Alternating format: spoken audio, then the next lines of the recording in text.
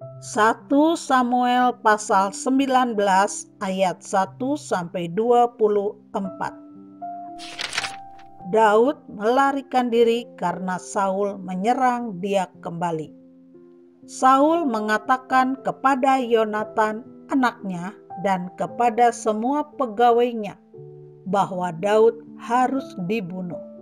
Tetapi Yonatan anak Saul sangat suka kepada Daud, sehingga Yonatan memberitahukan kepada Daud, "Ayahku Saul berikhtiar untuk membunuh engkau.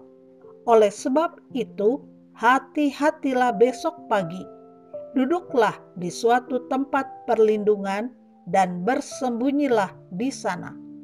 Aku akan keluar dan berdiri di sisi ayahku di padang tempatmu itu.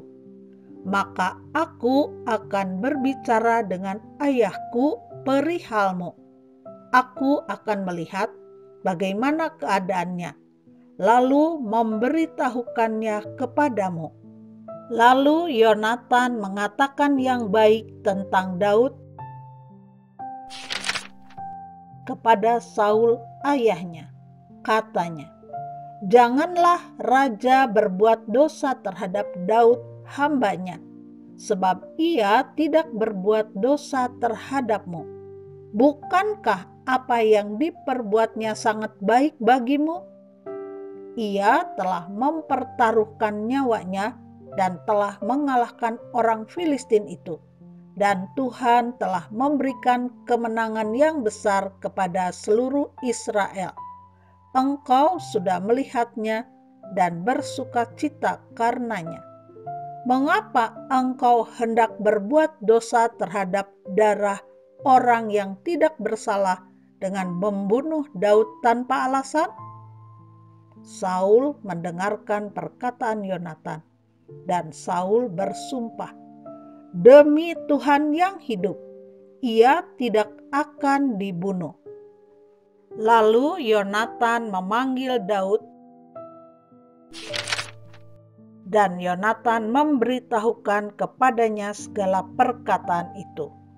Yonatan membawa Daud kepada Saul, dan ia bekerja padanya seperti dahulu. Ketika perang pecah pula, maka majulah Daud dan berperang melawan orang Filistin. Ia menimbulkan kekalahan besar di antara mereka, sehingga mereka melarikan diri dari depannya.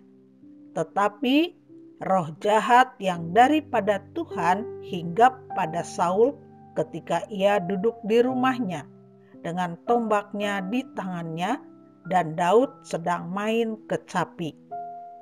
Lalu Saul berikhtiar menancapkan Daud ke dinding dengan tombaknya.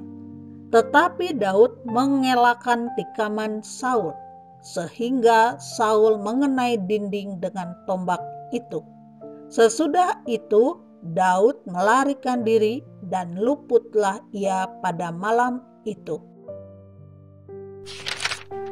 Kemudian Saul mengirim orang-orang suruhan ke rumah Daud untuk mengamat-amatinya dan untuk membunuh dia pada waktu pagi. Tetapi Mikal, istri Daud, memberitahukan kepadanya demikian, "Jika engkau tidak dapat meluputkan dirimu malam ini, maka besok engkau akan dibunuh." Lalu Mikal menurunkan Daud dari jendela.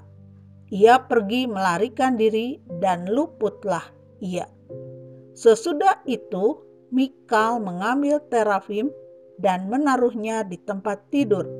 Ditaruhnya sehelai tenunan buluk kambing di bagian kepala dan ditutupinya dengan selimut. Lalu Saul mengirim orang-orang suruhan untuk mengambil Daud. Tetapi perempuan itu berkata, "Ia sakit." Sesudah itu Saul mengirim orang-orang suruhan itu untuk melihat Daud. Katanya, "Bawalah dia di atas tempat tidur itu kemari, supaya ia dibunuh." Lalu masuklah para suruhan itu ke dalam, dan tampaklah ada terafim di tempat tidur dengan sehelai tenunan bulu kambing di bagian kepala. Berkatalah Saul kepada Mikal, "Mengapa engkau menipu aku demikian itu dan melepas musuhku pergi sehingga ia luput?"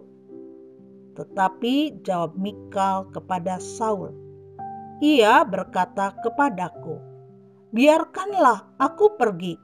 Apa perlunya aku membunuh engkau?'" Setelah Daud melarikan diri dan luput, sampailah ia kepada Samuel di Rama dan memberitahukan kepadanya segala yang dilakukan Saul kepadanya.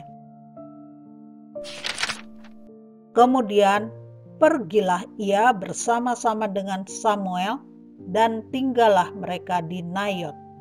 Ketika diberitahukan kepada Saul demikian, ketahuilah Daud ada di Nayot dekat Rama.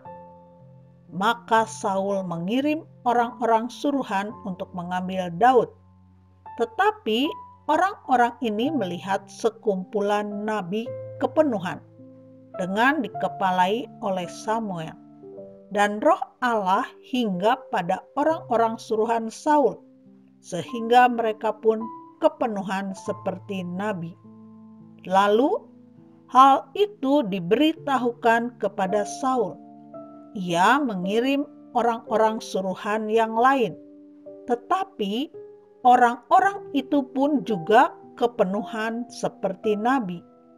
Saul mengirim sekali lagi orang-orang suruhan, rombongan yang ketiga, dan orang-orang ini pun juga kepenuhan.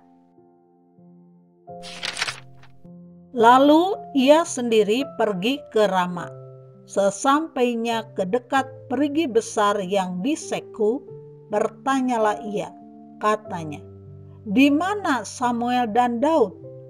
Jawab orang, "Ada di Nayot dekat Rama." Lalu pergilah ia ke sana, ke Nayot dekat Rama, dan pada dia pun hinggaplah roh Allah.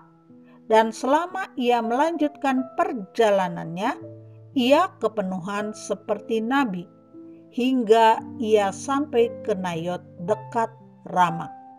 Ia pun menanggalkan pakaiannya, dan ia pun juga kepenuhan di depan Samuel. Ia rebah terhantar dengan telanjang sehari-harian dan semalam-malaman itu. Itulah sebabnya orang berkata, "Apakah juga Saul termasuk golongan nabi?"